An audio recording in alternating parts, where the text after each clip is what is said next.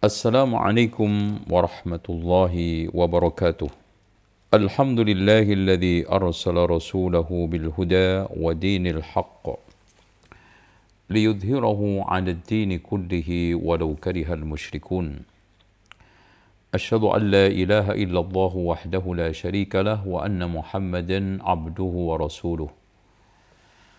Allahumma salli ala Muhammadin wa ala ali Muhammad walhamdulillahi rabbil alamin.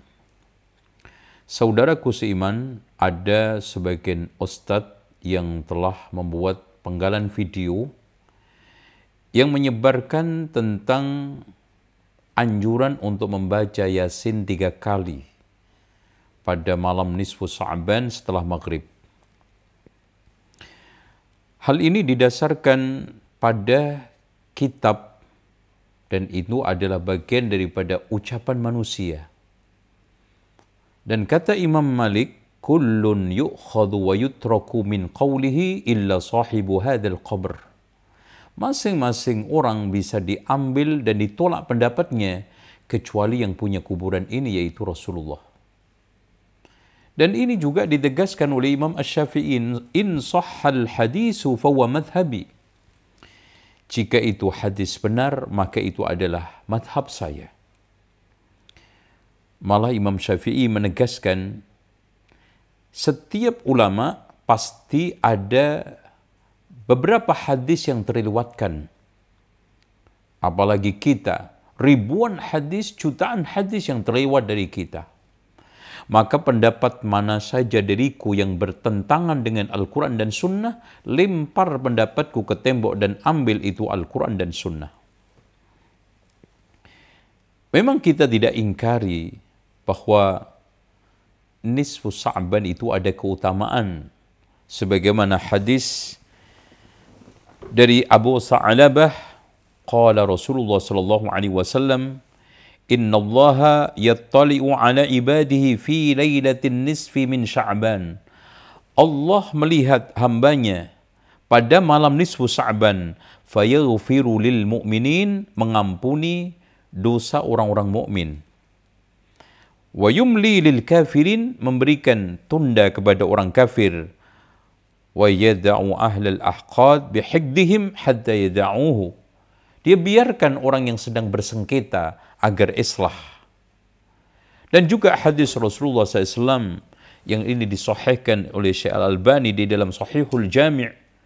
Inna Allah Ta'ala la yattali'u fi laylatin nisfi min Sya'ban.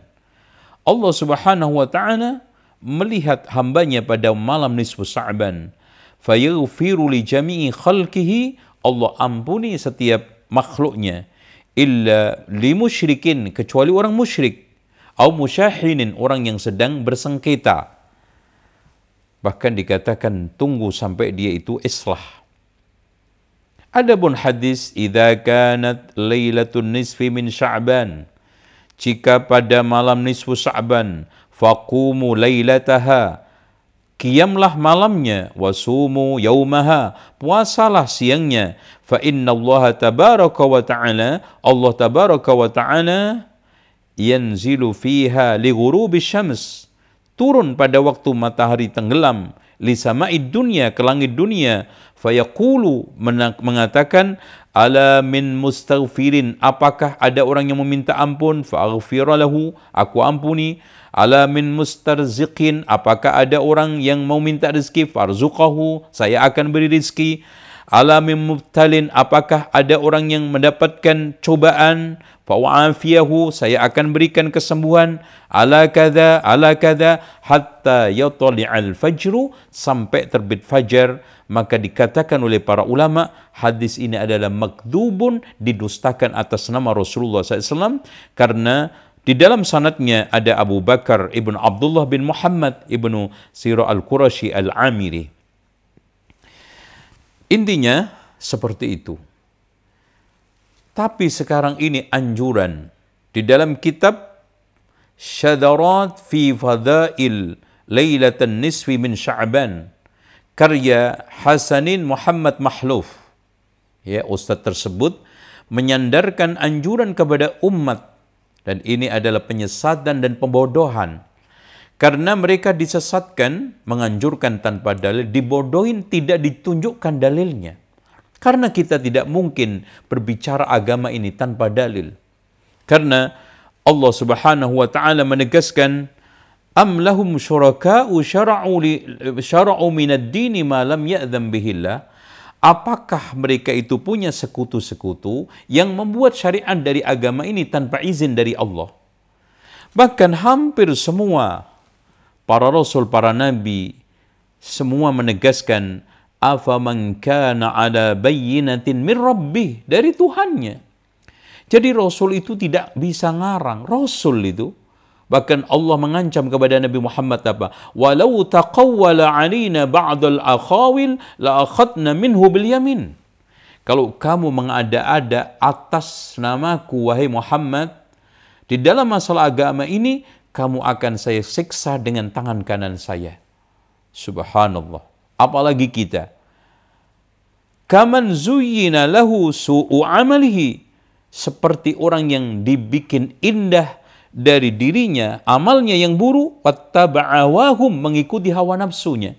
Dengan dalil-dalil, argumen-argumen dari perasaan dan hawa nafsunya, nggak sama. Intinya ayat ini memberikan satu penegasan. Orang itu kalau tidak bicara atas nama Allah, pasti atas nama dirinya. Dan Rasulullah SAW itu hanya memiliki sifat, وَمَا يَنْتِكُ عَنِ الْهَوَى إِنْ هُوَ إِلَّا وَحْيٌ يُوحَى. Tidaklah Rasulullah SAW berbicara atas dasar nafsu, akan tetapi wahyu. Dengan demikian, menganjurkan umat untuk membaca Yasin 3 kali, di dalam rangka untuk 1, meminta panjang umur, 2, untuk menolak bala, yang ketiga, supaya cukup dari hajat kebutuhan kepada manusia. Maka ini merupakan satu ajakan yang kosong dari dalil, murni dari perasaan, mengambil dari pendapat orang, dan tolong dicamkan, pendapat orang itu bukan dalil. Dengan demikian, la yunqadul ijtihadu bil ijtihad, walakin yunqadu bin nas. Ijtihad itu tidak bisa dibatalkan dengan ijtihad, tapi bisa dibatalkan dengan nas, dalil.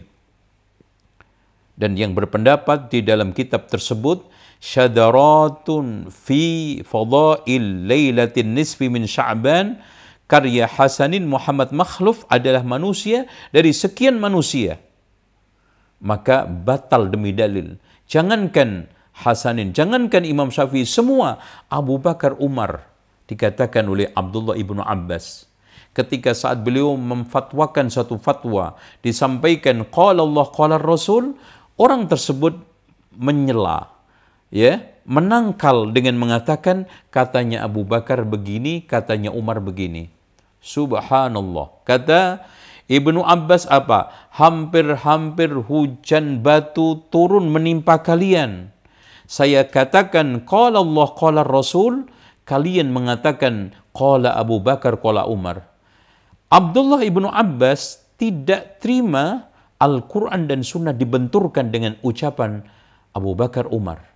Apalagi sekarang dibenturkan dengan ucapan Imam Syafi'i, Abu Hanifah, apalagi yang lainnya. Intinya kata Imam Malik, setiap orang bisa diambil dan ditolak pendapatnya kecuali Rasulullah SAW. Dan jelas pendapat yang mengatakan membaca Yasin 3 kali dan setiap sekalinya dianjurkan untuk berdoa, meminta supaya panjang umur, meminta supaya dijauhkan dari bala musibah, meminta supaya hidup berkecukupan, ini semuanya berbicara tanpa dalil, tanpa argumen, dan tanpa al-bayyinah mir rabbil alamin, tanpa argumen penjelasan dari Allah Subhanahu wa taala. Demikian, mudah-mudahan bermanfaat. Aqulu qawli hadha wa astaghfirullaha li wa lakum wastaghfirullahal azim innallaha huwal ghafurur rahim. Wassalamu alaikum warahmatullahi wabarakatuh.